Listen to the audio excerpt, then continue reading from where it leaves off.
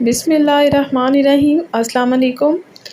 موٹاپے کی بہت سی وجوہات ہیں، جن میں سے ایک قبض بھی ہے۔ قبض ایک خاموش بیماری ہے جو کہ بہت خطرناک ہو سکتی ہے۔ سفید آٹے سے بنی اشیاء، کم پروٹین والا کھانا، ذہنی تناؤ، درد کم کرنے والی ادویات، کم پانی پینا، بازاری کھانے، یہ تمام چیزیں قبض پیدا کرنے کی وجوہات بن سکتی ہیں۔ قبض کی وجہ سے آپ سر درد کا بھی شکار ہو سکتے ہیں۔ نہار منہ نیم گرم پانی میں لیموں اور شہد ملا کر پینے سے بھی قبض دور ہو جاتی ہے۔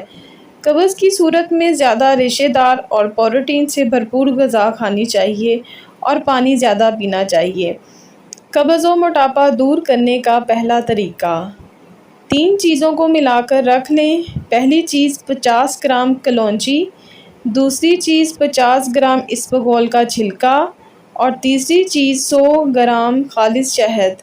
ان تینوں چیزوں کو اچھی طرح سے ملا کر رکھ لیں اور ہر کھانے کے بعد آدھا چائے کا چمچ کھا لیا کریں۔